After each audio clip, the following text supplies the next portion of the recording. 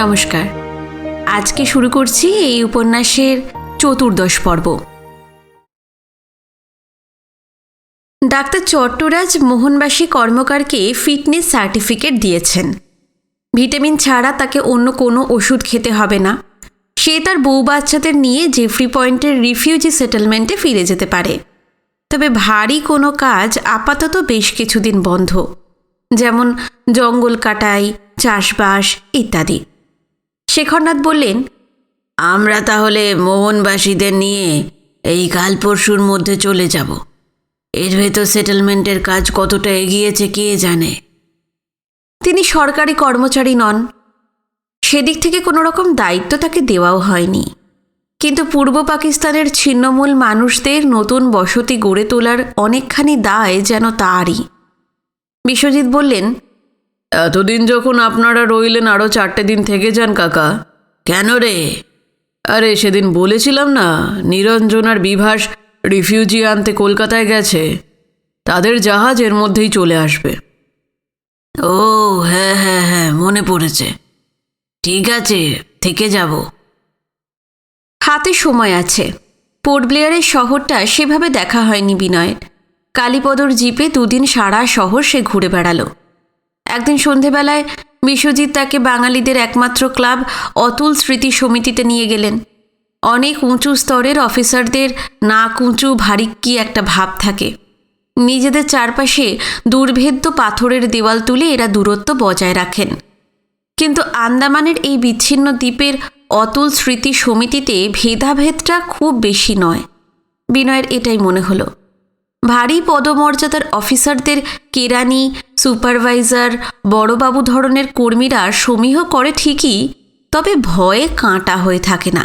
সম্পর্কটা অনেক খোলামেলা, অনেক সহজ এবং আন্তরিক। বিনয় যেদিন আন্দামানে আসে সেই দিনই রস আইল্যান্ডে chief conservator of forest Brajadulal Mondal, chief medical officer ডাক্তার প্রণবেশ চট্টরাজ, হারবার মাস্টার সোমনাথ সেন, এমনই কয়েকজন বড় কর্তার সঙ্গে আলাপ হয়েছিল। আজ ডাক্তার চট্টরাজকে দেখা গেল না। তবে অ্যানথ্রোপোলজিক্যাল সার্ভের ডক্টর শ্যাম চৌধুরী, পিডব্লিউডির চিফ ইঞ্জিনিয়ার পরমেশ দত্ত, বিরাট শ মিলের মালিক জনার্দন পাল, একটা প্রাইভেট শিপিং কোম্পানির ডিরেক্টর চন্দ্রনাথ চৌধুরী, এমন কয়েকজন এবং সরকারি বেসরকারি 8-10 জন ছোটো মাপের অফিসার ক্লার্ক টার্কদের সঙ্গে পরিচয় করিয়ে দিলেন বিশ্বজিৎ। হারবার মাস্টার সোমনাথ সেন বললেন, আপনার সঙ্গে একদিন তো দেখা হয়েছিল, তারপর শুনলাম আপনি রিফিউজিদের সঙ্গে নাকি জেফ্রি পয়েন্টে চলে গেছেন। ভালো করে তো আলাপই হয়নি। রাহা সাহেব বলেছেন আপনি ইস্ট পাকিস্তান থেকে মাত্র কিছুদিন আগেই এসেছেন। তা সেখানকার পরিস্থিতি এখন কিরকম? পিডব্লিউডির চিফ ইঞ্জিনিয়ার পরমেশ দত্ত বললেন, হ্যাঁ, রেডিওতে তো খবর শুনি, কিংবা 2-3 দিন পর পর কলকাতা থেকে যে নিউজ পেপারগুলো আসে তাতে যা বেরোয় খুবই দুশ্চিন্তার কারণ। তবে মনে হয় এইসব মিডিয়ায় সবটা বেরোয় না। মাইনরিটি কমিউনিটির লোকজনের পক্ষে সেখানে থাকা কি আর সম্ভব হবে? বিনয় লক্ষ্য করল তার চারপাশে যারা বসে আছেন সবার চোখে মুখেই প্রবল আগ্রহ, সেই সঙ্গে তীব্র উৎকণ্ঠাও। পূর্ব পাকিস্তানের অভ্যন্তরে কি ঘটে চলেছে কলকাতা থেকে এত দূরের দ্বীপে রেডিও আর খবরের কাগজের মারফত কতটুকুই বা জানা যায়। ইন্ডিয়ায় যাতে সাম্প্রদায়িক উত্তেজনা বা বিদ্বেষ না বাড়ে সেজন্য অনেক ভয়ঙ্কর খবর চেপে রাখা হয়, কিংবা অনেকটা হালকা করেই কাগজে ছাপা হয়। বিনয় তা জানে। বিনয় বলল, আমি যখন সীমান্তের ওপার থেকে আসি পাকিস্তানের পরিস্থিতি খুব একটা ভালো ছিল না। সারাক্ষণই আতঙ্কের মধ্যে থাকতে হতো। বিহারি মুসলিমরা এই পার থেকে ওপারে গিয়ে পরিবেশ আরও মারাত্মক করে তুলেছে। আমি যে কতটা জীবনের ঝুঁকি নিয়ে বর্ডারের এপারে এসেছি সে শুধু আমিই জানি। যে কোনো মুহূর্তেই আমি খুন হয়ে যেতে পারতাম। সবাই সবার মুখের দিকে চাওয়াচাই করতে লাগলো। কিছুক্ষণ নীরবতায় কাটল। বিনয় ফের বলতে লাগলো, আমার দাদু, মানে আমার মায়ের মামা, আমার দিদা পাকিস্তানেই থেকে গেছেন। দাদু খুব আদর্শবাদী মানুষ, যাই ঘটে যাক দেশ ছেড়ে আসবেন না। কয়েকদিন আগে তারও একটা চিঠি পেয়েছিলাম। তিনি লিখেছেন, পাকিস্তানের পরিস্থিতি দিন দিন আরও ঘোরালো হয়ে উঠেছে। সারাক্ষণ নাকি হুমকি দেওয়া হচ্ছে। দাদু কিছু বেনামা চিঠিও পেয়েছেন, দেশ ছেড়ে চলে যাও। যুবতী মেয়েরা তো এখনও নিরাপদ নয়। রাতের অন্ধকারে তাদের জোর করে তুলে নিয়ে যাওয়া হচ্ছে, ঘরে আগুন লাগানো হচ্ছে, খুন খারাপি এসব তো আছেই। সবসময় একটা প্যানিকের মধ্যে বাস করতে হয় ওখানে। দলে দলে মানুষ তাই সর্বস্ব ফেলে চলে আসছে। তবে মাইনরিটি কমিউনিটির লোকজন এখনও অনেকেই সে দেশে রয়েছে। যদি গভর্নমেন্ট তাদের নিরাপত্তার ব্যবস্থা না করে কতদিন থাকতে পারবে বলতে পারবো না। পরিবেশটা এবার আরও থমথমে হয়ে গেল। একসময় প্রসঙ্গ পাল্টে যায়। এবার বিষয় হলো কলকাতা এবং আন্দামানে উদ্বাস্তু পুনর্বাসন। Chief conservator of forest Brajadulal মণ্ডল বললেন, কলকাতার যা অবস্থা শুনছি তা তো সাংঘাতিক। পলিটিক্যাল পার্টিগুলোতে রিফিউজিদের নিয়ে রোজ আন্দোলন করছে, বিশেষ করে এই কমিউনিস্টগুলো। তাদের আন্দামানে আসতে দিতে চায় না, যতভাবে পারে রিফিউজিদের আটকে রাখতে চাইছে। হ্যাঁ, ঠিকই শুনেছেন আপনি। এর জন্য কিন্তু পরে খুব পস্তাতে হবে। সমিলের মালিক জনার্দন পাল বললেন, বাঙালির মতো আত্মঘাতী জাতি খুবই কম আছে। পলিটিক্যাল গেইনের জন্য যারা বাধা দিচ্ছে তারা কি জানে না কত বড় একটা সুযোগ ওয়েস্ট বেঙ্গলের হাতে এসে গেছে? এখানে রিহ্যাবিলিটেশনটা যদি স্মুথলি হয়ে যেত, আমরা ইন্ডিয়াতে সেকেন্ড একটা বেঙ্গল পেয়ে যেতাম।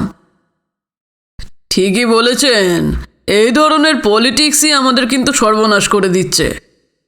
জনার্দন পাল আবার বললেন, আমার মনে হয় কমিউনিস্টরা রিফিউজিদের উস্কে দিয়ে নিজেদের সাপোর্ট বেসটা বাড়াতে চাইছে। এত মানুষকে পাশে পেলে তাদের স্ট্রেংথটাও তো অনেক বেড়ে যাবে। হ্যাঁ তাই তো ঠিকই বলেছেন। রাজনীতি নিয়ে ক্লাব ঘরের আবহাওয়া ক্রমশ উত্তপ্ত হয়ে উঠছিল।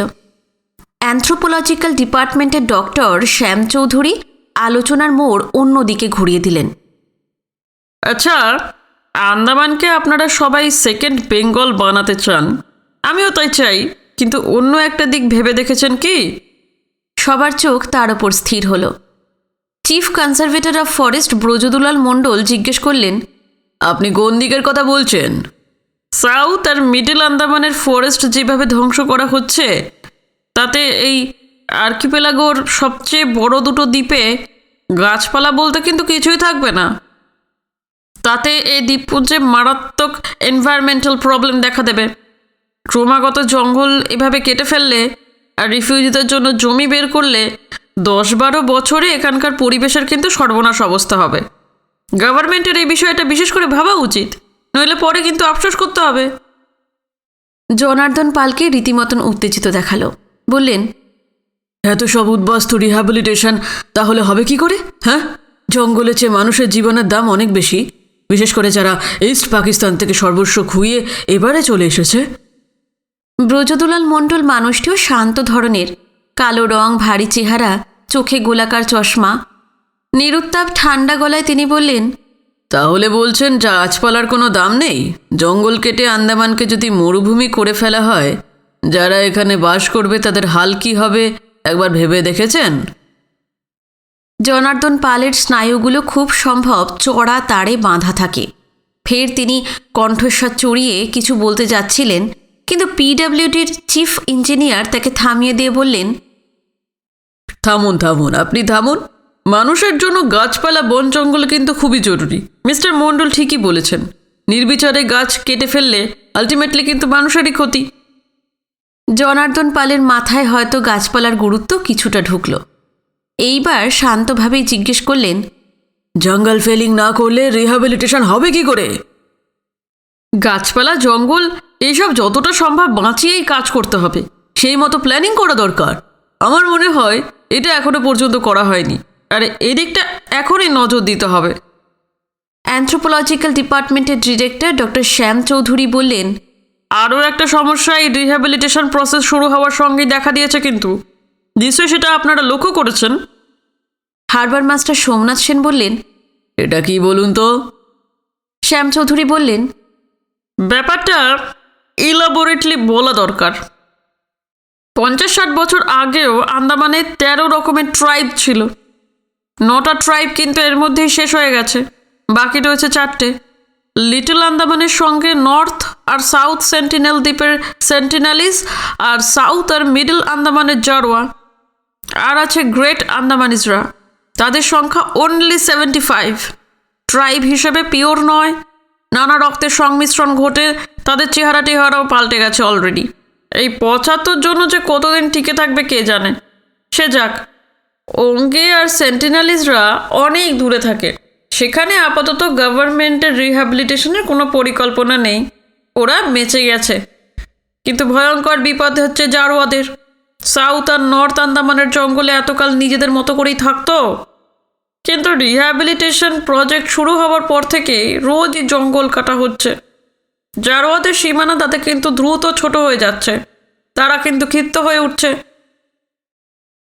রিফিউজিদের ওপর রেগুলারলি তারা চড়াও হচ্ছে, দু একজন মারাও গেছে, কয়েকজন জখমও হয়েছে। এদের সংরক্ষণের দিকটাও কিন্তু ভাবা উচিত।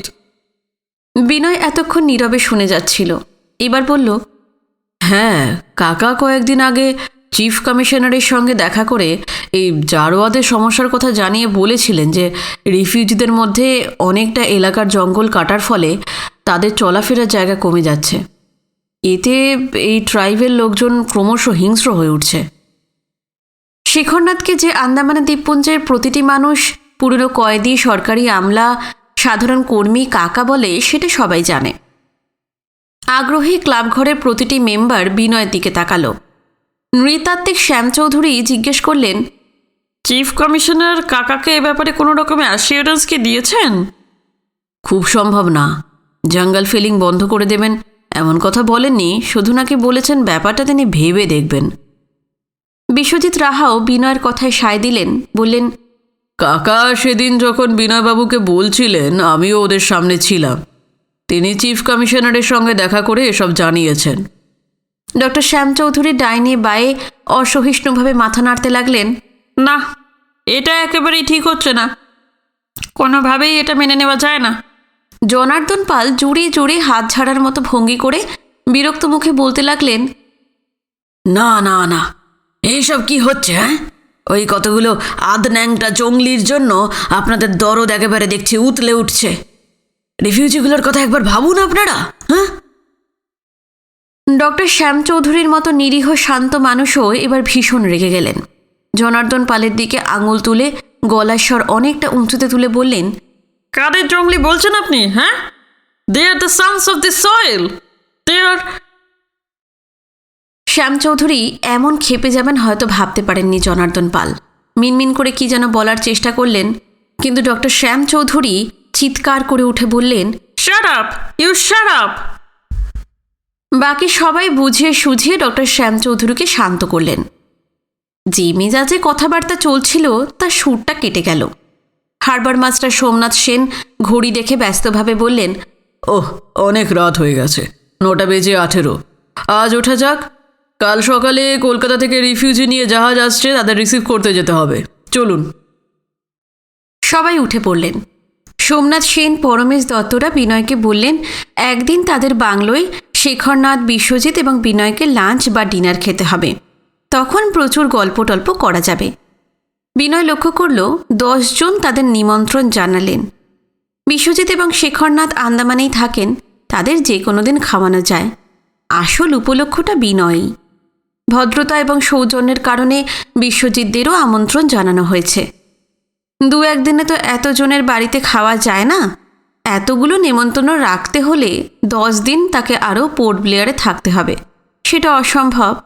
বিনয় বলল, কাকা আর আমি 2-3 দিনের মধ্যেই জেফ্রি পয়েন্টে ফিরে যাব, ক্ষমা করবেন, এবার আর সম্ভব হচ্ছে না, পরে যখন আসবো তখন না হয়। সবাই জানালেন, বেশ, তাই হবে। কলকাতা থেকে জাহাজ বোঝাই উদ্বাস্তুরা পুনর্বাসনের জন্য যেদিন রস আইল্যান্ডে এসে নামে, সেদিন ভোরবেলায় পোর্ট ব্লেয়ার থেকে ছোট বড় সরকারি বাঙালি অফিসার থেকে সাধারণ লোকজন সেখানে চলে যায়। আন্দামানের ছোট বড় সবকটি বন্দর এবং জেটি ঘাটি শুধু নয়, জাহাজ থেকে স্টিমার, লঞ্চ, স্টিমবোট, মোটরবোট ইত্যাদি যাবতীয় জলযান হারবার মাস্টার সোমনাথ সেনের নিয়ন্ত্রণে।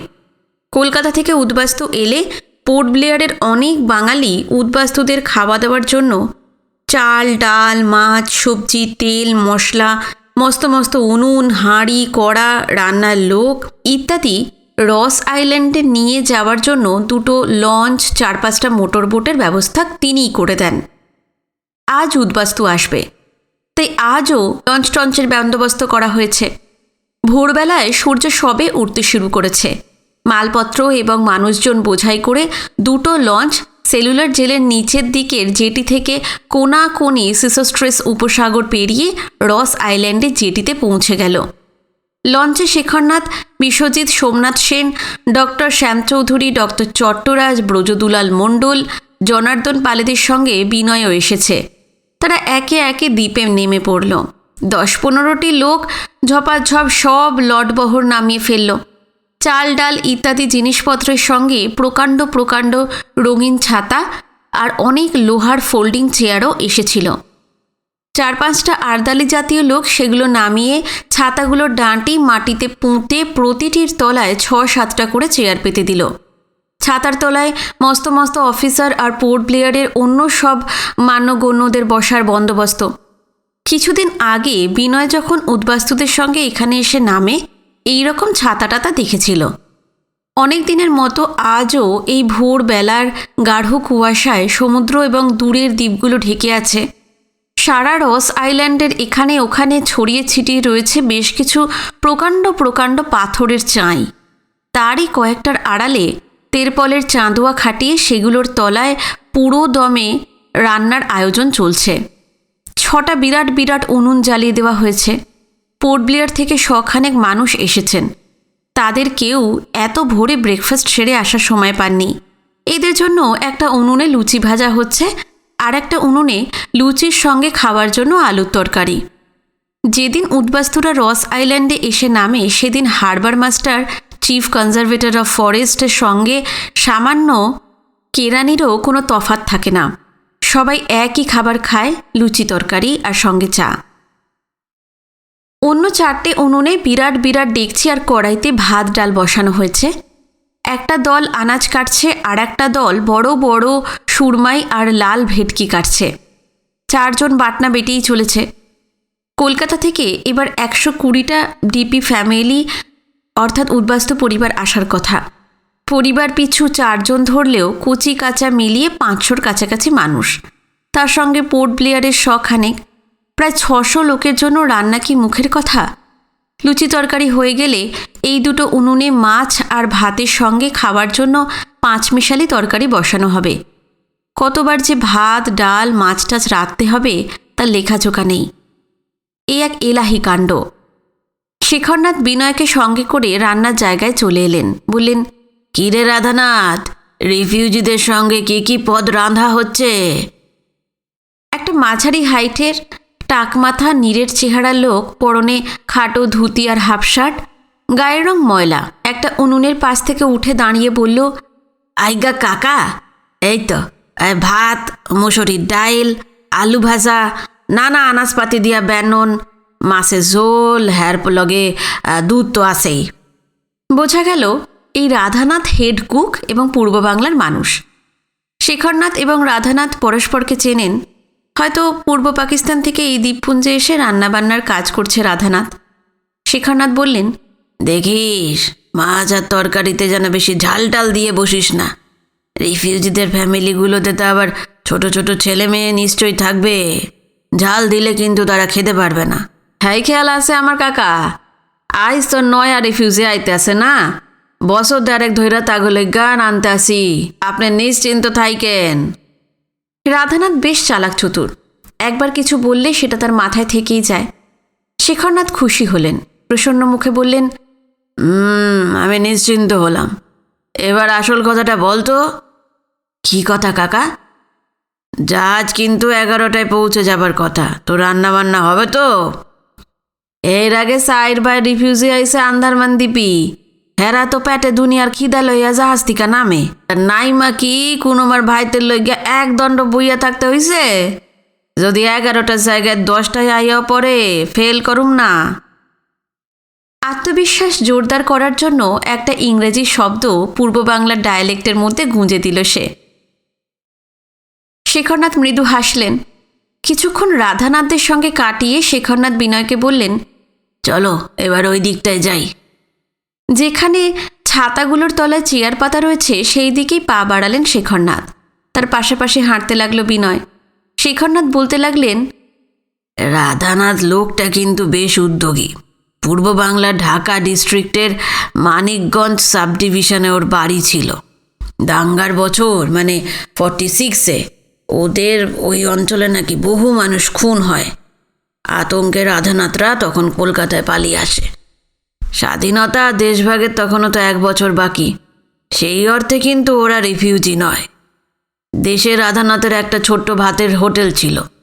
ওর রান্নার হাত কিন্তু চমৎকার। কলকাতায় হোটেল খোলার মতো তো পয়সার জোর ছিল না। পাইস হোটেলগুলোর রমরমা তো বেশি। এই ধরনের 2-3টে হোটেলে সামান্য মাইনের রাঁধুনির কাজ করেছে। কিন্তু লোকটা অ্যাম্বিশাস, দূরদর্শী। পার্টিশনের পর যখন লাখ লাখ মানুষ ইস্ট পাকিস্তান থেকে উৎখাত হয়ে এপারে চলে এলো, পুনর্বাসনের জন্য যখন আন্দামানে পাঠানো শুরু হলো, সেই সময় পোর্ট ব্লেয়ার সম্পর্কে খোঁজ খবর নিয়ে তারপর যেই জানতে পেরেছে এখানে কিছু বাঙালি আছে, ভবিষ্যতে চাকরি বাকরি ব্যবসা বাণিজ্যের জন্য অনেক বাঙালিও আসবে, তখন ঠিক এখানে চলে এসছে। তারপর ওই বিশু আর রিহ্যাবিলিটেশনের অন্য 2জন অফিসারের সঙ্গে যোগাযোগ করে হাতে পায়ে ধরে তারপরে ওই কেঁদে কেটে রিফিউজি কোর্টে লোনও বার করে নিল। তারপরে এভারডিন মার্কেটের কাছে একটা ভাতের হোটেল খুলল। ব্যাস, আর দেখে কে, বছর 2-এর মধ্যে সেই ব্যবসা বেশ জমে উঠেছে তার।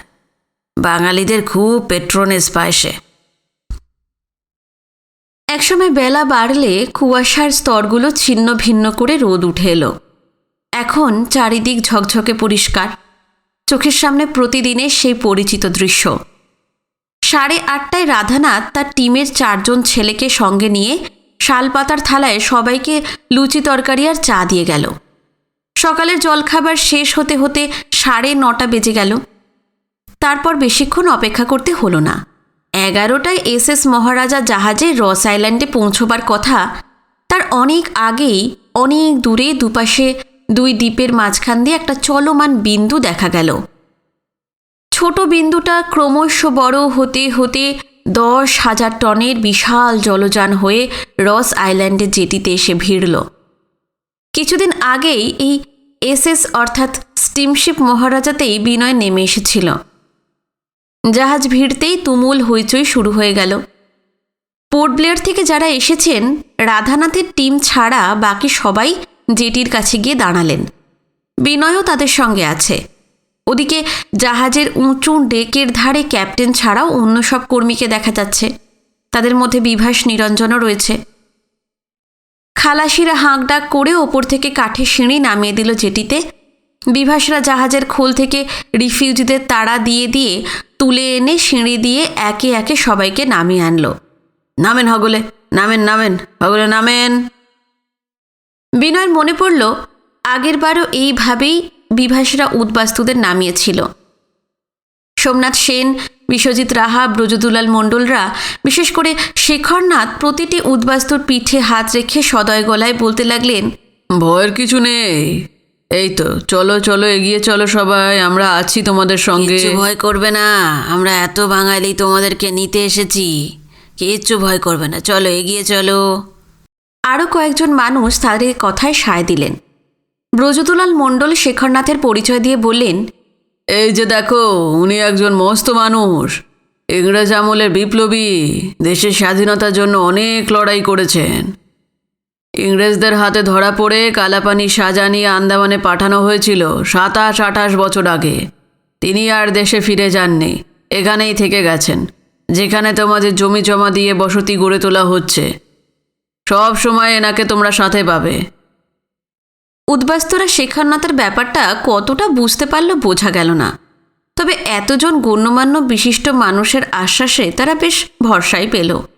অন্তত তাদের চোখে মুখে তো তাই ফুটে উঠল। পুনর্বাসন দপ্তরের অনেক কর্মী পোর্ট ব্লেয়ার থেকে এসেছিল। তাদের মধ্যে কয়েকজন মুখে চোঙা লাগিয়ে হেঁকে হেঁকে উদ্বাস্তুদের ডাকছিল। তাদের রান্না হয়ে গেছে, হাত মুখ ধুয়ে তারা যেন খেতে বসে যায়। খাওয়ার ডাক শোনার সঙ্গে সঙ্গেই ছিন্নমূল মানুষগুলোর মধ্যে তুমুল চাঞ্চল্য দেখা দিল। জব্বর ক্ষুধা পাইছে, সমুদ্রের আলিশান ঢেউয়ে জাহাজে কয়টা দিন যা আসারি পিসারি খাইছি, পেটে ভাত রুটি গেলে বমি হইয়া গেছে, ওহন তো ক্ষুদায় পেট জ্বইলা যায়। তারা জলের ড্রামগুলোর দিকে ঊর্ধ্বশ্বাসে দৌড় লাগালো। এদিকে নিরঞ্জন আর বিভাস জেটিঘাটের কাছে সোমনাথ সেন, বিশ্বজিৎ রাহা, ব্রজদুলাল মণ্ডলদের পাশে দাঁড়িয়ে আছে। বিভাস নিচু গলায় তাদের বলল, এইবার কলকাতায় রিফিউজি আনতে গিয়া নিরঞ্জন আর আমি যে কি ফ্যাসাদে পড়েছিলাম কইয়া বুঝাইতে পারুম না। কেন, কিসের ফ্যাসাদ হয়েছে? বিশ্বজিৎ জিজ্ঞেস করলেন। কোনো হানে বইয়া কইতে পারলে ভালো হয়, মেলা কথা।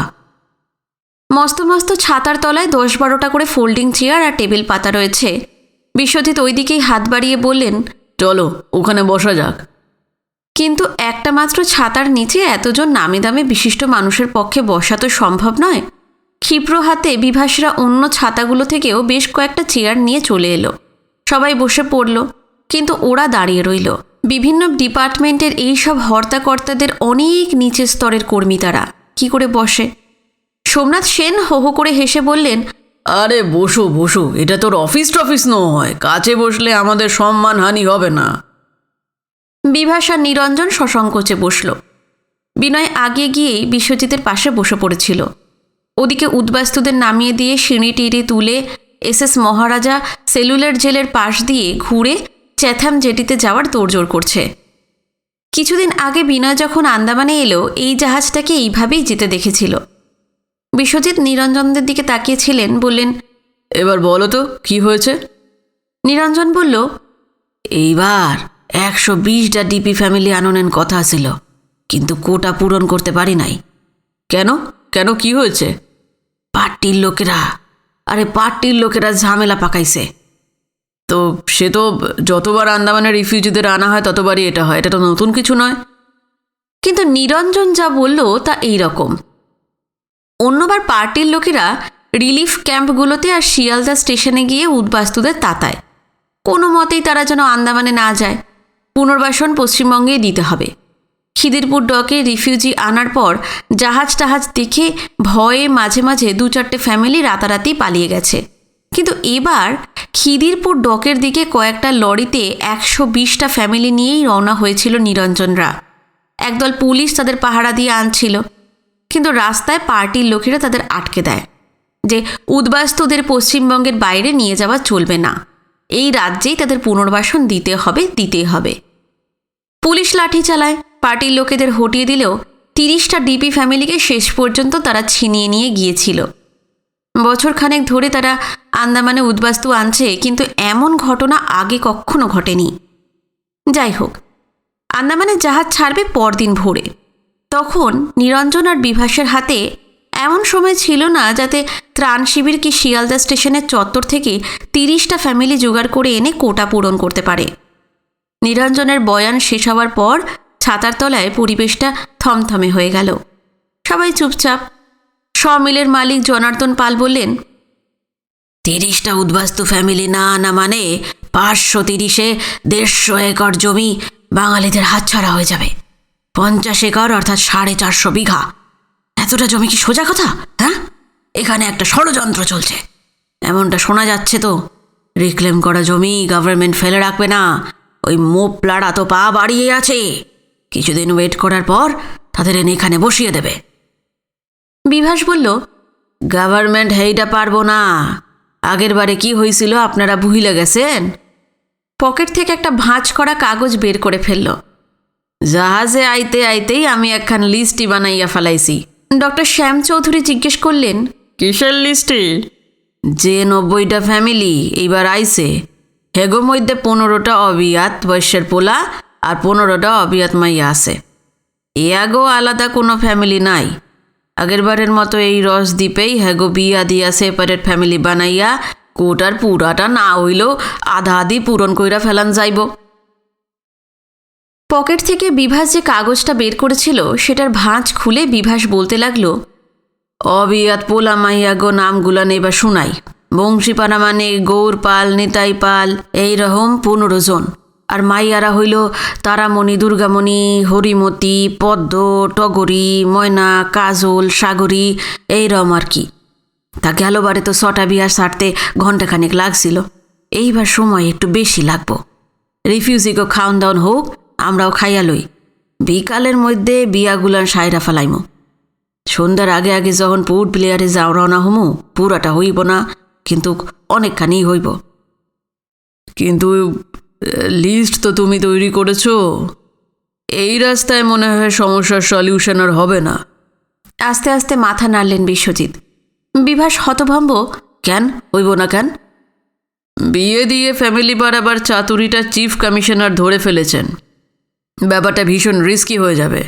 90টা ডিপি ফ্যামিলি নিয়ে এসেছো, ওই 90ই দেখাতে হবে। কিন্তু বাকি 30টা ফ্যামিলি জমিনের কি হইব? পরে সেসব ভাবা যাবে। বিভাসকে একটু হতাশ দেখালো। গেলবার 6টা বিয়া দিয়া আমরা যে কোটা পুরা করছিলাম, চিফ কমিশনার সেটা জানলেন কেমনে? তিক্ত একটু হাসি ফুটে ওঠে বিশ্বজিতের মুখে। বললেন, পোর্ট ব্লেয়ারের বাঙালিদের মধ্যে 2-4টে বিভীষণ কি আর নেই? তাদের কেউই হয়তো জানিয়েছে।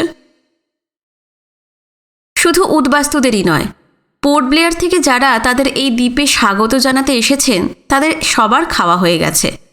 সূর্য আকাশের ঢাল বেয়ে পশ্চিম দিকে অনেকটা নেমে গেছে, কিন্তু রোদে এখনো ছুরির ধার। আকাশ বা সমুদ্রের দিকে তাকানো যায় না। সিসোস্ট্রেস বের নোনা জলের পাহাড় প্রমাণ উত্তাল ঢেউগুলো থেকে তীব্র ঝাঁঝ উঠে আসছে। এদিকে যে জাহাজটায় উদ্বাস্তুরা কলকাতা থেকে এসেছিল, সেই স্টিমশিপ মহারাজা গম্ভীর ভোঁ বাজিয়ে সেলুলার জেল পেরিয়ে মাউন্ট হ্যারিয়েট ডাইনে রেখে চ্যাথাম জেটির দিকে চলে গেছে। বেলা পড়লে ইন্টার আইল্যান্ড শিপ সার্ভিসের স্টিমশিপ চালুঙ্গা জাহাজটি এসে পড়বে। আজ যে উদ্বাস্তুদের আনা হয়েছে তাদেরকে 2 ভাগ করে বড় অংশটি মিডল আন্দামানে নতুন রিফিউজি সেটেলমেন্টে পাঠিয়ে দেওয়া হবে। খাওয়া দাওয়ার পর উদ্বাস্তুরা রস আইল্যান্ডের চারপাশে যে বিরাট বিরাট সব পাথরের চাঁই ছড়িয়ে ছিটিয়ে পড়ে আছে, সেগুলোর ছায়াতেই শুয়ে পড়েছে। বিনয়রাও খাওয়া দাওয়া চুকিয়ে বড় বড় ছাতাগুলোর তলায় বসে জিরিয়ে নিচ্ছিল। সেই কোন ভোরে উঠে তারা এসেছে। হঠাৎ এক নাগাড়ে ভটভট আওয়াজ শুনে সবাই চকিত হয়ে উঠল। বিনয়দের যে ঢুলুনি এসেছিল, লহমায় তা কেটে গেল। চোখে পড়ল পোর্ট ব্লেয়ারের দিক থেকে একটা বড় স্টিম লঞ্চ সিসোস্ট্রেস বের ঢেউ কেটে কেটে রস আইল্যান্ডের দিকেই আসছে। এই লঞ্চটা সবার চেনা। ওটা আন্দামান নিকোবরের চিফ কমিশনারের নিজস্ব জলযান। যদিও সোমনাথ সেন হারবার মাস্টার এই অঞ্চলের সব বন্দর, জেটি, জাহাজ, স্টিমবোট তার নিয়ন্ত্রণে, কিন্তু চিফ কমিশনার হলেন আন্দামান নিকোবর 2 দ্বীপপুঞ্জের সর্বেসর্বা। তার লঞ্চটার ওপর সোমনাথ সেনের এতটুকু কর্তৃত্ব নেই। চিফ কমিশনার ইচ্ছা করলে তার জলযানে যখন যেখানে খুশি যেতে পারেন। পদমর্যাদায় তিনি এখানে সবার উঁচুতে। ব্রজদুলাল মণ্ডল বললেন, আন্দামানে রিফিউজিদের আনা হলে কোনো দিন চিফ কমিশনার রস আইল্যান্ডে আসেন না, কিন্তু এবার ওনার সন্দেহ হয়েছে কোটায় যদি ঘাটতি থাকে বিয়ে টিয়ে দিয়ে সেপারেট ফ্যামিলি বানিয়ে তা পূরণ করা হতে পারে, তাই নিজেই দেখতে চলে এসেছেন। ডক্টর চট্টরাজ বললেন, অত্যন্ত ধুরন্ধর লোক, খুব ধুরন্ধর। সবাই মাথা নাড়লেন। এই বিষয়ে তারা সবাই একমত। বিভাষা নিরঞ্জন কাছাকাছি রয়েছে। বিশ্বজিৎ তাদের বললেন, বিয়ে দেওয়ার ছকটা তো করে এসেছিলে, সত্যি সত্যি তার অ্যারেঞ্জমেন্ট যদি করা হতো কী অবস্থা সবাই পড়তাম ভেবে দেখো। বিভাস এবং নিরঞ্জন মাথা নিচু করে রইল, কোনো উত্তর দিল না। স্টিম লঞ্চটা রস আইল্যান্ডের জেটিতে এসে ভিড়তেই সব অফিসার এবং অন্য মান্যগণ্য লোকজন ব্যস্ত পায় সেখানে গিয়ে ভিড় জমালেন। খালাসিরা রেলিং লাগানো কাঠের পাটাতন পেতে লঞ্চের সঙ্গে জেটিটা জুড়ে দিয়েছিল। চিফ কমিশনার নেমে আসতেই সবাই হাত জোড় করে বললেন, আসুন স্যার, আসুন আসুন। চিফ কমিশনার মানুষটি সবসময় হাসি মুখ, কখনো উঁচু গলায় কথা বলেন না। হাত জোড় করে বললেন, 1.5 বছর ধরে মেনল্যান্ড থেকে রিফিউজিরা আন্দামানে আসছে, কখনো তো আসা হয়নি। আজ খুব ইচ্ছে হচ্ছিল, চলে এলাম। তাকে এনে একটা ছাতার তলায় বসানো হলো। চিফ কমিশনার বললেন, আজ আর এভারডিন মার্কেটের সামনে নয়, এখানেই রিফিউজিদের সঙ্গে কথা বলতে চাই। তা তারা কোথায়? বিশ্বজিৎ বললেন, এই তো খাওয়া দাওয়া করে ওখানে জিরোচ্ছে। চিফ কমিশনার লক্ষ্য করলেন চাঁইগুলোর ছায়ায় সারি সারি অগুন্তি মানুষ। বিশ্বজিৎ বিভাস আর নিরঞ্জনকে বললেন, যত ওদেরকে ডেকে নিয়ে এসো। শেখরনাথ এবং অন্যান্য অফিসাররা দাঁড়িয়েই ছিলেন। চিফ কমিশনার শেখরনাথকে বেশ সসম্ভ্রমে বললেন, বসুন আঙ্কেল, বসুন বসুন। অন্য অফিসারদেরও বসতে বললেন। বিভাস আর নিরঞ্জন কয়েকজন পুনর্বাসন দপ্তরের কর্মীদের সঙ্গে নিয়ে হাঁক ডাক করে রিফিউজিদের ঘুম ভাঙিয়ে সঙ্গে করে নিয়ে এলো। বিভাসরা যেমন বলে দিয়েছিল সেইভাবেই এসে সবাই চিফ কমিশনারের সামনে রিফিউজিরা কাতার দিয়ে দাঁড়িয়ে পড়ল। আন্দামানের হর্তাকর্তা বিধাতাটি কেন তাদের মতন সর্বস্ব খুইয়ে আসা তুচ্ছ মানুষজনের সঙ্গে আলাপ করতে চান ভেবে ভেবে তারা তলকুল পাচ্ছিল না। সকলেই ত্রস্ত, হতচকিত, জড়সড়। চিফ কমিশনার বাংলা বলতে পারেন না, একটু আদ্র বুঝতে পারেন। বিনয় লক্ষ্য করেছে এর আগেও উদ্বাস্তুদের সঙ্গে কথা বলতে তার দোভাষীর দরকার হয়েছে। এই কাজটা বিশ্বজিৎই করে থাকেন। আজও তাকেই দায়িত্বটা নিতে হলো। চিফ কমিশনার বয়স্ক উদ্বাস্তুদের প্রত্যেককে আলাদা আলাদা করে জিজ্ঞেস করছেন তাদের বাড়ি কোথায় ছিল, ইস্ট পাকিস্তানের কোন কোন ডিস্ট্রিক্টে, কবে দেশ ছেড়ে তারা ইন্ডিয়া এসেছে, তাদের পরিবারে কতজন করে মানুষ রয়েছেন, ইত্যাদি ইত্যাদি জিজ্ঞাসাবাদ করা হচ্ছে বিশ্বজিতের মারফত। তিনি উদ্বাস্তুদের কাছে উত্তর জেনে নিয়ে চিফ কমিশনারকে জানিয়ে দিচ্ছেন। একটা সময় একটা 40 বছরের উদ্বাস্তুর ওপর চিফ কমিশনারের নজর গিয়ে পড়ল। জিজ্ঞাসা করলেন, তোমার নাম কি? লোকটা শুকনো পাকানো চেহারা, ভাঙাচোরা মুখ, গাল বসে গেছে, চুল দাড়ি খাড়া খাড়া। লোকটা বললে, আজ্ঞা সনাতন দাস। দেশ কোথায় ছিল? আজ্ঞা ঢাকায়। ফ্যামিলিতে কতজন মেম্বার? পৃথিবীতে আমার তো কেউ নাই, আমি একেবারে একলা, আমারে লইয়াই আমার ফ্যামিলি। আন্দামানে স্বজন পরিজন নিয়ে পুনর্বাসনের জন্য শত শত ফ্যামিলি এসেছে, কিন্তু এই মানুষটা ব্যতিক্রম। সে সম্পূর্ণ নিঃসঙ্গ। এই দ্বীপপুঞ্জে এমন উদ্বাস্তু আগে কখনো আসেনি। শুধু চিফ কমিশনারই নন, অন্য সবাই অবাক দৃষ্টিতে সনাতনার দিকেই তাকিয়ে রইলেন। ঘণ্টা দেড়েক রস আইল্যান্ডে উদ্বাস্তুদের মধ্যে কাটিয়ে তাদের প্রচুর ভরসা দিয়ে বিভাস, নিরঞ্জন এবং অন্য সব বাঙালি অফিসারদের বিয়ের ব্যবস্থা করে কোটা পূরণের আধা আধি ছকটা ভেস্তে দিয়ে নিজের স্টিম বোটে পোর্ট ব্লেয়ারে ফিরে গেলেন। এদিকে ইন্টার আইল্যান্ড স্টিমশিপের চালুঙ্গা জাহাজ জেটিতে এসে ভিড়েছে। যেসব লঞ্চে করে বিনয়রা সকালে রস আইল্যান্ডে এসেছিল সেগুলো একধারে নোঙর ফেলে দাঁড়িয়ে আছে। আগে থেকেই পরিকল্পনা নেওয়া হয়েছিল, নতুন যে উদ্বাস্তুরা আন্দামানে আসবে তাদের শতকরা 60% পাঠানো হবে মিডল আন্দামানের নতুন কলোনিগুলোতে, বাকি 40% যাবে জেফ্রি পয়েন্টে। সেই মতো প্রচুর হাঁক ডাক করে 54টা ডিপি ফ্যামিলিকে চালুঙ্গা জাহাজে তোলা হলো। কিছুক্ষণ পর জাহাজ চলতে শুরু করলো। বিনয়ের মনে পড়ল সেদিন এই চলুঙ্গা জাহাজেই তার চোখের সামনে দিয়ে মিডল আন্দামানে চলে গিয়েছিল ঝিনুক। যখন তাকে স্পষ্ট করে দেখতে পাওয়া গেল তখন সে ঝরা ছোঁয়ার বাইরে। সন্ধে নেমে যাবে খানিক পরেই।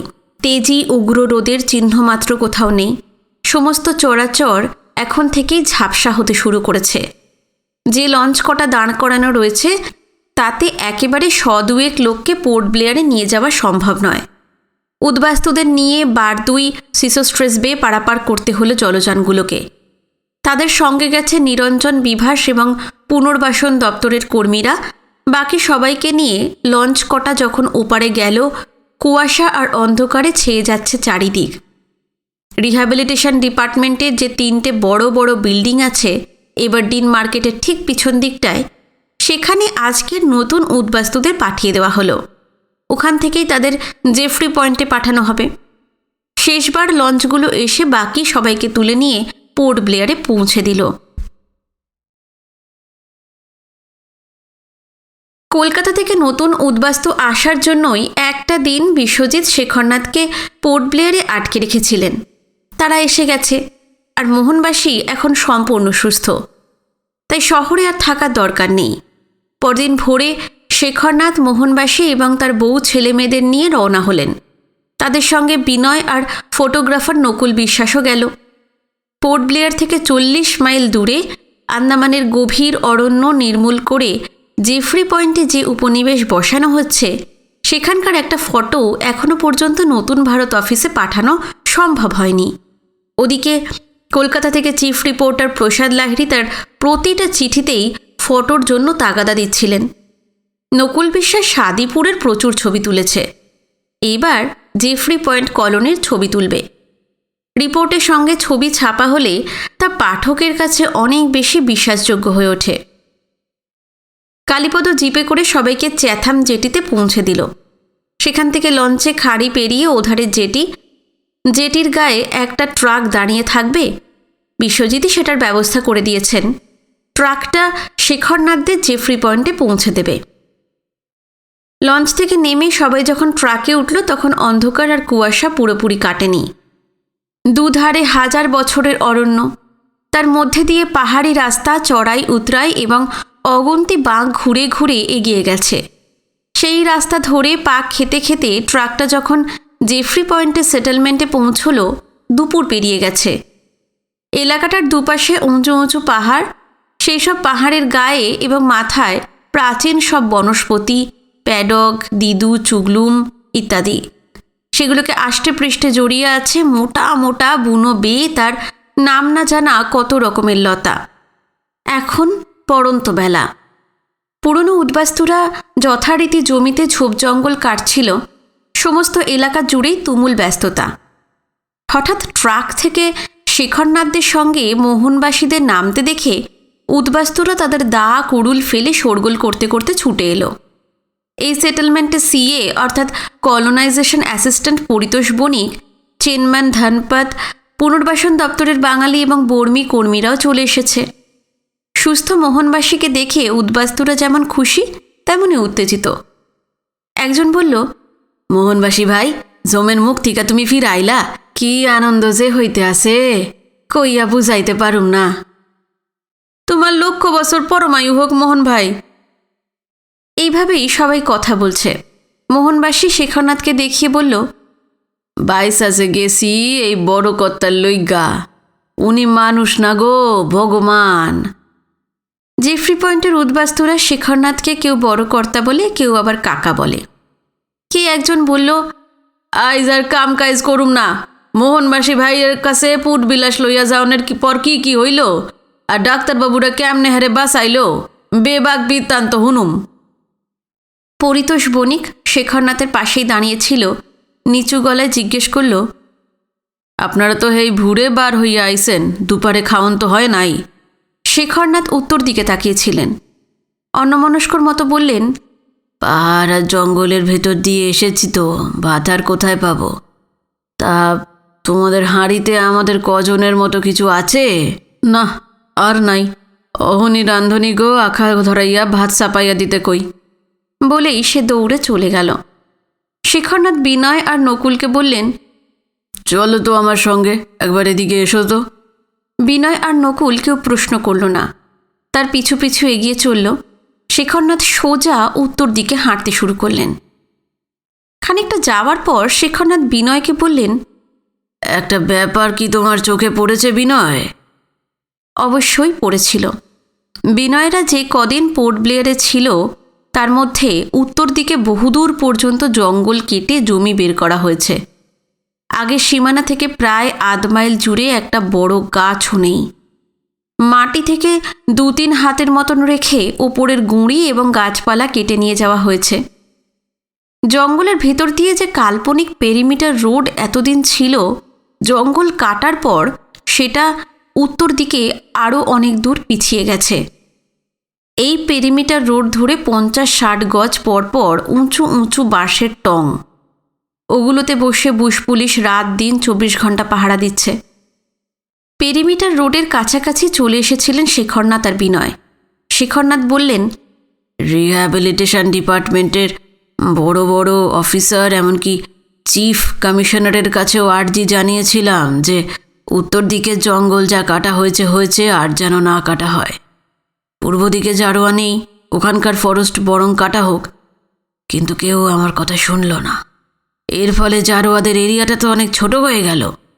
যেভাবে ফেলিং চলছে আরও জঙ্গল ধ্বংস হবে। এর প্রতিক্রিয়া কি হবে জানো? বিনয় নিঃশব্দে তার দিকে তাকালো। জারোয়ারা আরো হিংস্র, আরো মরিয়া হয়ে উঠবে। না বিনয়, আর কিছুই করা গেল না। চলো ফেরা যাক। নতুন ৩৬টা উদ্বাস্তু পরিবার আসার পর পুরনো উদ্বাস্তুরা জমির কাজ বন্ধ করে দিয়েছিল। ব্যারাকগুলোর সামনে এসে তারা নতুন ফ্যামিলিগুলোর লোকজনকে ঘিরে ধরল। তাদের অনন্ত কৌতূহল। আজ যারা এসেছে তারা কাল প্রতিবেশী হবে, জেফ্রি পয়েন্টেরই স্থায়ী বাসিন্দা হবে তারা। পুরনোদের অনেকেই নতুনদের জিজ্ঞাসা করছিল, কতদিন হইল বর্ডারের এই ধারে আইসো? দেশ আসিল কোনখানে, কোন জেলায়? কলকাতা আইয়া কই আসিলা হ্যাঁ? এই ধরনের হাজারটা প্রশ্ন। দেখতে দেখতে সন্ধে নেমে গেল। পুনর্বাসনের কর্মীরা বড় বড় লণ্ঠন, গ্যাসবাতি আর বেশ কটা হ্যাজাক জেলে দিয়েছে। ব্যারাকগুলোর পাশের অ্যাসবেস্টাসের ছাউনির তলায় রান্না করার তোড়জোড় চলছে পূর্ণোদ্যমে। 7টা মস্ত মস্ত উনুন জ্বালিয়ে দেওয়া হয়েছে। 3-4 জন ক্ষিপ্র হাতে গোছা গোছা রুটি সেঁকছে, আর 2 জন প্রকাণ্ড কড়াইতে ডাল তরকারি বসিয়ে হাতা দিয়ে নাড়ছে। নতুন যে উদ্বাস্তুরা পোর্ট ব্লেয়ার থেকে এসেছে তাদের সঙ্গে বিভাসও এসেছে। গলার স্বর উঁচুতে তুলে হাত নাড়তে নাড়তে বলল, পাহাড়ের উষা নিশা পথ ভাঙ্গা এতখানি দূরে ওরা আইসে, অগ শরীরের উপল দিয়ে মেলা তাফাল গেছে। আইজ ওদের ছাইরা দাও, ওরা খাইয়া দাইয়া ঘুমাও, কাইল আবার যত ইচ্ছা কথা কয়ো। পায়ে পায়ে বিনয় উদ্বাস্তুদের কাছে চলে এসেছিল। হঠাৎ ভিড়ের মধ্যে শীর্ণ পাকানো চেহারার সেই লোকটাকে, অর্থাৎ সনাতন দাসকে দেখতে পেল। 90টা পরিবারের মধ্যে তাকে আলাদা করে মনে রাখার কথা নয়, তবু বিনয়ের যে মনে আছে তার কারণ সনাতনের অদ্ভুত রোগা শীর্ণ চেহারার জন্য। তাছাড়া এই দ্বীপে যারাই পুনর্বাসনের জন্য এসেছে তাদের সকলেরই বউ, ছেলে মেয়ে বা বুড়ো মা বাপ রয়েছে, কিন্তু বিশ্বব্রহ্মাণ্ডে সনাতনের কেউ নেই। পরিতোষ বণিক, ধনপাত এবং পুনর্বাসন ডিপার্টমেন্টের অন্য কর্মীরাও চলে এসেছিল। বিভাসের মতোই তারাও, বিশেষ করে পরিতোষ, পুরনো রিফিউজিদের চলে যেতে বলে নতুনদের নিয়ে লম্বা ব্যারাকগুলোর দিকে এগিয়ে গেল। একটা ব্যারাকও ফাঁকা নেই। নতুন 36টা পরিবারকে পুরনো উদ্বাস্তুতে বোঝাই ব্যারাকগুলোতেই থাকার ব্যবস্থা করে দিল। ব্যারাকটার পাশে আগে থেকেই বিরাট বিরাট ড্রামে জল ভরে রাখা ছিল। প্রচুর আলোরও ব্যবস্থা করা হয়েছে। পরিতোষ নতুন উদ্বাস্তুদের বলল, তোমরা হাত মুখ ধুইয়া লাও, রান্ধন হইয়াই আইছে, আধা ঘন্টার মধ্যে খাওনেরটা দেওয়া হইব। প্রথমবার জেফ্রি পয়েন্টে এসে বিশ্বজিৎ রাহার সঙ্গে বিনয় যে ঘরে ছিল সেখানেই বিনয় আর শেখরনাথ চলে গেলেন। তার পাশে একটা অন্য ঘর আছে, অবিকল একই রকম। সেই ঘরটা দেওয়া হলো ফটোগ্রাফার নকুল বিশ্বাসকে। রাত্রিরে খাওয়া দাওয়ার পর জেফ্রি পয়েন্টের বাসিন্দারা শুয়ে পড়েছিল। ব্যারাকগুলোও নিস্তব্ধ। সারাদিন খাটাখাটুনির পর খাওয়া চুকে গেলেই পুরনো রিফিউজিরা আর এক লহমাও জেগে থাকতে পারে না। বিছানায় গা ঢেলে দেওয়ার সঙ্গে সঙ্গেই চোখ বুজে আসে। বিনয় আর শেখরনাথও শুয়ে পড়েছেন। খানিকটা ফাঁকা জায়গা রেখে উল্টো দিকের দেওয়ালের পাশে শেখরনাথের খাট। মোহনবাসীকে পোর্ট ব্লেয়ারের হাসপাতালে নিয়ে যাবার আগে এই ঘরেই 2 জন কয়েকদিন কাটিয়ে গেছে। রাত্রিরে কাছাকাছি শুয়ে আন্দামানের সেলুলার জেলের দেশের স্বাধীনতা সংগ্রামের কত অজানা কাহিনী শোনাতেন শেখরনাথ। সেই সব রোমাঞ্চকর আর শিহরণ জাগানো কাহিনী। সমুদ্র গর্জন আর নাম না জানা রাত জাগা পাখিদের হঠাৎ হঠাৎ ডেকে ওঠা ছাড়া কোথাও কোনো শব্দ নেই। পৃথিবীর এই সৃষ্টি ছাড়া ভূখণ্ডটি ঘুমের আড়কে ডুবে আছে। কিন্তু শুধু ঘুম নেই বিনয়ের। আগেই ততটা খেয়াল করেনি, কিন্তু খেয়ে দিয়ে বিছানায় শরীর এলিয়ে দেওয়ার পর থেকেই তার গা ম্যাজম্যাজ করতে শুরু করলো। মাথা ভার হয়ে আসছে। জ্বর আসবে কিনা কে জানে। জানালার বাইরে তাকিয়েছিল বিনয়। যতদূর চোখ যায় কুয়াশা, অন্ধকার। আজ কী তিথি জানা নেই। খুব সম্ভব আকাশে চাঁদ আছে। কুয়াশা টুয়াশা ভেদ করে তার ঘোলাটে আলো এসে পড়েছে লক্ষ লক্ষ মাইল নিচের এই পৃথিবীতে। এলোমেলো অর্থহীন নানা ভাবনা হালকা মেঘের মতন ভেসে বেড়াচ্ছিল বিনয়ের মাথায়। আচমকা সেই সব ঠেলে সরিয়ে ঝিনুকের চিন্তাটা ঢুকে গেল। আর হঠাৎই মনে পড়ল লাপওয়ে সেদিন পোর্ট ব্লেয়ারে বলেছিল খুব শিগগিরই তারা জেফ্রি পয়েন্টে চলে আসবে। এখানে কয়েকটা দিন কাটিয়ে বোটে বিনয়কে তুলে মিডল আন্দামানে নিয়ে যাবে। লাপওয়েরা কবে আসবে? তারা কি এসে বিনয়ের সঙ্গে আদৌ দেখা করবে? ভাবতে ভাবতে মাঝরাত পার করে একসময় বিনয়ের চোখ বুজে এলো। খুব ভোরে ওঠা চিরকালের অভ্যাস বিনয়ের। দেশে থাকতে দাদু হেমনাথ মিত্র তাকে সূর্যোদয়ের আগেই জাগিয়ে দিতেন। পরে সেটা অভ্যাসে দাঁড়িয়ে যায়। কিন্তু আজ কতক্ষণ ঘুমিয়েছিল খেয়াল নেই। হঠাৎ আবছাভাবে বাইরে কোথাও হইচই চেঁচামেচির আওয়াজে ঘুমটা ভেঙে গেল। চোখে পড়ল অনেক বেলা হয়ে গেছে। কুয়াশা টুয়াশা উধাও, তপ্ত রোদে ভরে গেছে চারিদিক। খাট থেকে নামতে গিয়ে লক্ষ্য করল বিনয় যে ঔধারের খাটটা ফাঁকা। সে টের পায়নি শেখরনাথ কখন বেরিয়ে গেছেন। কিন্তু বাইরে কিসের গোলমাল? বিনয় ঘরের বাইরে এসে লম্বা লম্বা পায়ে উত্তর দিকে যেতে যেতে দেখতে পেল কলোনির প্রায় সবাই সেখানে জড়ো হয়ে উত্তেজিতভাবে একটানা চেঁচিয়ে চলেছে। নিশ্চয়ই কোনো অঘটন ঘটেছে। বিনয় চলার গতি বাড়িয়ে দিল। তার পেছন পেছন পরিতোষ, আমিন লাডিন, চেনম্যান ধানপাত এবং রিহ্যাবিলিটেশন ডিপার্টমেন্টের আরও কয়েকজন ছুটতে ছুটতে আসতে লাগল। বিনয় লক্ষ্য করল উত্তরে পেরিমিটার রোডের দিক থেকে হাঁটু অবধি ধুতি তুলে হনহন করে হেঁটে আসছেন শেখরনাথ। খুব সম্ভব সকালে উঠে জঙ্গল কেটে জারোয়াদের সীমানা আজ আরও কতটা ছোট করা হচ্ছে সেটা দেখতে গিয়েছিলেন। জারোয়াদের ব্যাপারটা মাথা থেকে কিছুতেই বের করে দিতে পারছেন না। শোরগোল শুনে সচকিত শেখরনাথ এখন ঊর্ধ্বশ্বাসে পা চালাচ্ছেন। শেখরনাথ, বিনয় এবং পুনর্বাসনের কর্মীরা প্রায় একই সঙ্গে পৌঁছে গেল। রিফিউজিরা গোল হয়ে দাঁড়িয়ে বৃত্তের ভিতর কিছু একটা লক্ষ্য করতে করতে সমানে চেঁচিয়ে যাচ্ছে। শেখরনাথের দেখে তারা সরে সরে পথ করে দিল। দৃশ্যটা এই রকম। সে পাকানো খয়াটে চেহারা সনাতন দাস একটা লম্বা চওড়া জোয়ান ছেলেকে চিৎ করে ফেলে তার বুকের ওপর চেপে বসে সাঁড়াশির মতন দুই হাতে গলা টিপে ধরেছে। প্রচণ্ড আক্রোশে সনাতনের মুখটা গনগন করছে। গর্তে বসা চোখ থেকে আগুন ঠিকরোচ্ছে। মনে হয় সনাতনের ওপর কোনো দানব ভর করেছে। এদিকে যুবকটিকে বিনয় চেনে। কিছুদিন আগে তার সঙ্গেই জেফ্রি পয়েন্টেই পরিচয় হয়েছিল। নাম বৃন্দাবন বসাক। তার বয়স কম, তরতাজা চেহারা। ইচ্ছা করলে সনাতনকে সে আছাড় মেরে হাড়গোড় চুরমার করে দিতে পারে। কিন্তু বৃন্দাবনে সেরকম কোনো ইচ্ছাই যেন নেই। তার চোখ ঠিকরে বেরিয়ে আসছে, দম বন্ধ হয়ে যাচ্ছিল, তবু সনাতনকে ঠেলে সরিয়ে দিচ্ছে না। ওদের পাশে বৃন্দাবনের ভারী সুন্দর বউটি, যার নাম মায়া, মুখে কাপড় গুঁজে অঝরে কেঁদে চলেছে। কয়েকজন উদ্বাস্তু সনাতনের হাত ধরে টানাটানি করে ছাড়াবার চেষ্টা করছে, কিন্তু পারছে না। সনাতন শুধু গলা টিপেই ধরে নেই, এক টানা কুৎসিত গালাগালিও দিয়ে যাচ্ছে। সনাতন তো সবে কাল জেফ্রি পয়েন্টে এসেছে। বৃন্দাবনের এসেছে অনেক আগে। তার উপর সনাতনের এত ক্রোধ, এত আক্রোশ কেন? বিনয় মাথা মুন্ডু কিছুই বুঝতে পারছিল না। বিমূঢ়ের মতো সে তাকিয়েছিল। শেখরনাথ হাত তুলে উদ্বাস্তুদের হল্লা থামিয়ে দিয়ে গম্ভীর গলায় সনাতনকে ধমকে উঠলেন, এই এই ওকে ছেড়ে দাও, ছেড়ে দাও বলছি। কিন্তু সনাতন ছাড়ল না। শেখরনাথের ধমকানি তার কানে ঢুকেছে বলে তো মনে হলো না। শেখরনাথ এবার লাডিন আর ধানপাতকে বললেন, এই তোমরা তোমরা ওদের ছাড়িয়ে দাও, ছাড়াও। লাডিন আর ধানপাত দুজনেরই 6 ফিটের ওপর হাইট, 40 ইঞ্চির মতো বুকের ছাতি, শরীরে অসীম শক্তি। তারা সনাতনকে 2 হাত ধরে এক হ্যাঁচকা টানে বৃন্দাবনের বুকের উপর থেকে তুলে আনল। এদিকে পুনর্বাসনের 2জন কর্মী কোত্থেকে 2টো চেয়ার নিয়ে এসেছিল শেখরনাথ আর বিনয়ের জন্য। তারা বসে পড়লেন। সনাতন লাডিনদের হাত থেকে নিজেকে ছাড়িয়ে বৃন্দাবনের ওপর ফের চড়াও হওয়ার জন্য প্রাণপণে চেষ্টা করছিল। আমারে সাইরা দেন আমারে।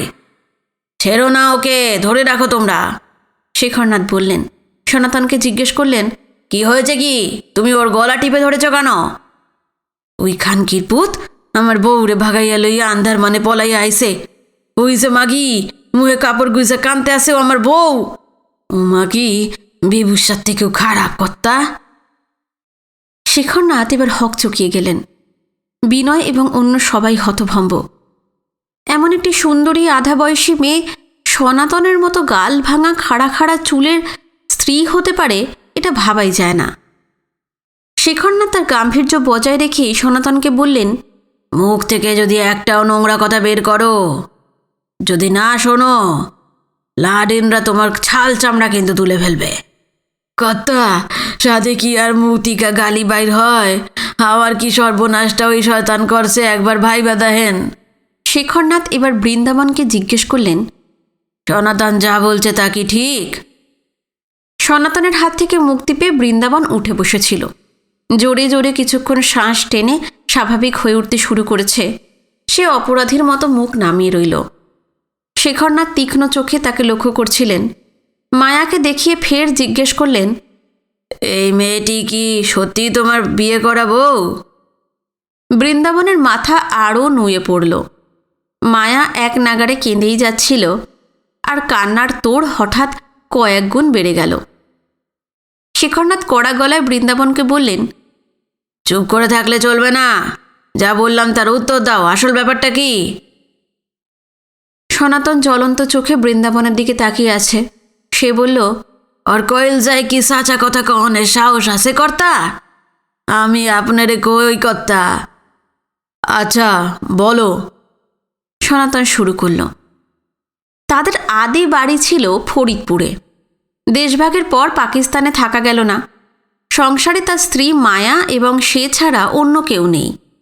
লক্ষ লক্ষ ছিন্নমূল মানুষের সঙ্গে তারাও কলকাতায় চলে আসে। ফরিদপুরে নিজেদের গ্রাম এবং আশেপাশের কয়েকটা এলাকা ছাড়া জন্মের পর থেকে দূরে আর কোথাও যায়নি সনাতন।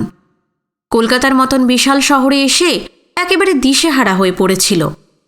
শিয়ালদা স্টেশনের প্ল্যাটফর্মগুলোতে এবং সামনের বিরাট চত্বরে 7-8 হাত লম্বা এবং 6-7 হাত চওড়া চৌকো জায়গায় চারপাশে ইট বসিয়ে সীমানা তৈরি করে কয়েকশো উদ্বাস্তু ফ্যামিলি থাকে। সরকারি বেসরকারি লঙ্গরখানায় গিয়ে খায়। সনাতন তার বউ মায়াকে নিয়ে এই রকমই একটা ছোট জায়গায় কোনো রকমে ঘাড় গুঁজে থাকত। তাদের ঠিক পাশের খোপটায় ছিল বৃন্দাবনরা। সে থাকতো তার খুড়া খুড়ি মানে কাকা কাকিমা আর 2 খুড়তুতো ভাই বোনের সঙ্গে। তার বাপ মা রায়টে মারা গেছে। ওদের বাড়ি ঢাকা ডিস্ট্রিক্টে। বছরখানেক শিয়ালদায় কাটানোর পর বৃন্দাবনের কাকা কাকিমা যাদবপুর নাগতলার কাছে জবরদখল কলোনিতে খানিকটা জমি জোগাড় করে চলে যায়। কিন্তু বৃন্দাবন শিয়ালদা স্টেশনের মাটি কামড়েই পড়ে থাকে। সে কিছুতেই জবরদখল কলোনিতে যাবে না। তখন কি সনাতন জানত, তলায় তলায় মায়ার সঙ্গে বৃন্দাবনের পীড়িত শুরু হয়েছে। এদিকে সরকারি কর্তারা আন্দামানে পাঠানোর জন্য রোজ শিয়ালদা স্টেশনে এসে ছিন্নমূল মানুষগুলোকে সমানে বোঝাচ্ছে। একদিন সনাতনের চোখে ধুলো দিয়ে মায়াকে নিয়ে উধাও হয়ে যায় বৃন্দাবন। সনাতন উন্মাদের মতো মায়াকে অনেক খোঁজে, কিন্তু তার হদিশ পায় না। শেষ পর্যন্ত সেও আন্দামানে পুনর্বাসনের জন্য চলে আসে, যা কখনো ভাবতে পারেনি।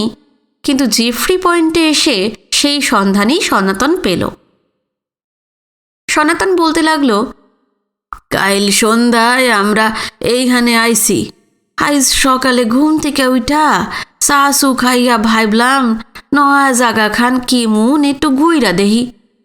তা ঘুরতে ঘুরতে দেহি ওই 2 হালাহালি খেতে কাম করতাছে। মাথায় যেন আগুন ধইরা গেল। বৃন্দাবনের উপর ঝাপাইয়া পইরা গয়ার নলি যাইতে ধরলাম। হগল খুইলা কইলাম কর্তা, কখন আপনি বিচার করেন। শেখরনাথ সোজাসুজি মায়ার দিকে তাকালেন। সনাতন এতক্ষণ যা বলল তা কি ঠিক? যে মেয়েটা ভয়ে লজ্জায় আতঙ্কে কুঁকড়েছিল, সমানে কাঁদছিল, আচমকা সে শটান দাঁড়িয়ে পড়ল। হ্যাঁ, ঠিক কইছে। ওরে কয়টা কথা জিগান বড় কর্তা। দেশে থাকতে নিশা ভাঙ কইরা আমারে রোজ পিটাইতো না, সংসারে খরচের টাকা পয়সা দিত না কোনো দিন। কতদিন না খাইয়া উপাস দিয়া থাকছি, তবু ওরে সাইরা তো যায় নাই। কিন্তু কলকাতায় আইয়া যখন বুঝলাম মাইয়া মানুষের দালালগো কাছে আমারে ব্যয়সা দেওয়ানের মতলব করছে, তখন বৃন্দাবনের লগে পালাইয়া আমি আন্ধার মানে চইলা আইছি। নাইলে এতদিনে আমি বাসাইরা মাইয়া মানুষ হইয়া চাইতাম। এ বৃন্দাবন তো আমারে বাসাইয়া দিছে, অহন আইছে স্বামীগিরি ফলাইতে। জিগা নরে যা কইলাম সাচানা মিশা। বিনয় আরো হতবাক। যে মেয়েটা লজ্জায় সংকোচে কান্নাকাটি করছিল, সে মুহূর্তে যে এতটা পাল্টে যাবে কে ভাবতে পেরেছে। সবার চোখ এসে পড়ল সনাতনের ওপর। সাপের মাথায় ধুলো পড়া ছিটিয়ে দিলে যেমন হয়, সেইভাবে সে মিয়ে গেছে। ঘাড় ভেঙে তার মাথাটা যেন বুকের ওপর ঝুলে পড়েছে। শেখরনাথ যা বোঝার বুঝে নিয়েছেন। মায়াকে জিজ্ঞেস করলেন, তুমি কি সনাতনের সঙ্গে ঘর করতে চাও? না বড় কর্তা, এই কথাখান আমার আর কইয়েন না। ভগবানের দয়ায় একবার ওর হাত থেকে নিষ্কৃতি পাইছি, ফির যদি ওর ঘর করতে হয় আমি গলায় ধরে দিমু। তুমি কি বৃন্দাবনের সঙ্গেই থাকতে চাও? হ বড় কর্তা। শেখরনাথ লাডিনদের বললেন, এই, তোমরা এই সনাতনকে একটা ঘরে নিয়ে গিয়ে আটকে রাখো তো। ওর ব্যাপারে কি করা দরকার দুপুরে ভেবে ঠিক করব। যাও এখন। দুপুরে খাওয়া দাওয়ার পর যে ঘরটায় বিনয়দের সাময়িক থাকার ব্যবস্থা হয়েছে, সেইখানেই পরিতোষ বণিক জেফ্রি পয়েন্টের সেটেলমেন্টের আরও 2-4 বাঙালি অফিসারকে ডাকিয়ে আনলেন শেখরনাথ। বিনয়ও সেখানে আছে, কিন্তু সে সাংবাদিক, শুধুই শ্রোতা এবং দর্শক মাত্র। শেখরনাথ বললেন, সকালের ওই বিশ্রী ঘটনার পর আমি অনেক ভেবেছি। সনাতনকে এখানে রাখা কিন্তু ঠিক হবে না। বৃন্দাবনের মায়ের ওপর ওর যা আক্রোশ, যে কোনো সময় কিন্তু খুনোখুনি কাণ্ড ঘটে যেতে পারে। পরিতোষ বলল, আপনি ঠিক কইছেন কাকা। সারাক্ষণ তো সনাতনরা চৌকে চৌকে রাখুন যাইব না। হ্যাঁ সারা মায়া তো স্পষ্ট কইয়াই দিছে, হ্যাঁ সনাতনের ঘর করব না। অরে এখান থেকে বিদায় করণী ভালা। বাকি অফিসাররা তার কথায় সায় দিল। শেখরনাথ বললেন, আমি আর বিনয় যে গাড়িটায় মোহনবাসীদের নিয়ে এখানে এসেছি, সেটা তো এখনও আছে। বিশুকে একটা চিঠি লিখে দেব, সে যেন সনাতনকে মিডল আন্দামানের সেটেলমেন্টে রিহ্যাবিলিটেশনের বন্দোবস্ত করে দেয়। কাল সকালেই লাডিন আর ধনপত ওই গাড়িতে সনাতনকে পাহারা দিয়ে পোর্ট ব্লেয়ারে বিশুর কাছে পৌঁছে দিয়ে আসুক। পরিতোষরা বলল, এর থেকে কারেক্ট ডিসিশন আর হয় না। দিন 7 হলো সনাতনকে পোর্ট ব্লেয়ারে পাঠানো হয়েছে। উদ্বাস্তুদের দৈনন্দিন জীবন পুরনো ছকেই চলছে। ঠিক সপ্তাহখানেক বাদে একটু বেলার দিকে টেবিলে বসে নতুন ভারতের জন্য একটা প্রতিবেদন লিখছিল বিনয়। শেখরনাথ ঘরে নেই। উদ্বাস্তুদের সঙ্গে খুব সম্ভব দূরের কোনো জমিতে গেছেন। পুনর্বাসন দপ্তরের কর্মীদেরও কোনো সাড়া শব্দ পাওয়া যাচ্ছে না। হঠাৎ ভটভট আওয়াজে বিনয় চমকে উঠল। কাছেই সমুদ্র। জানালা দিয়ে বাঁ দিকে তাকাতেই চোখে পড়ল লাপওয়েদে সেই ধবধবে মোটরবোট যার নাম সি বার্ড। ঢেউ কেটে কেটে এগিয়ে এসে পাড়ের কাছে নোঙর ফেলল। বিনয়ের বুকের ভেতর শিহরণ খেলে গেল। শেল কালেক্টরদের এই বোটটা যে আসবে সেজন্য যেন হাজার হাজার বছর ধরে অপেক্ষা করে আছে বিনয়। মোটর বোটটা থেকে নেমে সেটেলমেন্টের দিকে এগিয়ে এলো লাপওয়ে। বিনয় কাগজ কলম রেখে জানালার পাশে গিয়ে দাঁড়িয়েছিল। লাপওয়ে কাছাকাছি আসতেই সে তাকে ডাকল, আসুন আসুন। লাপওয়ে কপালে হাত ঠেকিয়ে বলল, নমস্তে। দেখিয়ে जो वादा किया था আমি কিন্তু সেটাই রেখেছি। ঠিক চলে এলাম। চাচাজিকে তো দেখছি না। উনি ওই উদ্বাস্তুদের সঙ্গে জমিতে গেছেন বোধ হয়। তা আপনারা কবে যাবেন মিডল আন্দামানে? এখানে তো 8-10 রোজ সিপি তুলব, তারপর যাব। আপনি কিন্তু আমাদের সঙ্গে যাচ্ছেন? হ্যাঁ হ্যাঁ নিশ্চয়ই। সেদিন তো পোর্ট ব্লেয়ারে আপনাকে বললামই। ঠিক হ্যাঁ, আপনি তৈয়ার থাকবেন। আমি তৈরিই আছি। যেদিন বলবেন সেদিনই আপনাদের সঙ্গে বেরিয়ে পড়ব। ঠিক হ্যাঁ, তাহলে আমি এখন উঠি। চাচাজির সাথে একবার মুলাকাত করে সিপি তুলতে যাব। লাপওয়ে ঘর থেকে বেরিয়ে ডান দিকে শেখরনাথের সন্ধানে চলে গেল। বিনয় কিছুক্ষণ চুপচাপ বসে রইল। অবনীমোহনের সেই চিঠি দুটোর কথা তার মনে পড়ে গেল। কাশীর আশ্রমে শেষ শয্যায় শুয়ে অনুতপ্ত গ্লানিবোধে জর্জরিত বাবা ব্যাকুলভাবে লিখেছেন ঝিনুককে খুঁজে বের করে বিনয় যেন তার কাছে নিয়ে যায়। মৃত্যুর আগে তিনি তার কাছে ক্ষমা চেয়ে নেবেন। কিন্তু চিরদুঃখী ঝিনুক অভিমানে অসম্মানে একদিন নিরুদ্দেশ হয়ে গিয়েছিল। তাকে কি অবনীমোহনের কাছে কাশিতে নিয়ে যাওয়া সম্ভব হবে? সে কি আদৌ যেতে রাজি হবে? এই প্রশ্নটা আগেও বারবার নিজেকে করেছে বিনয়।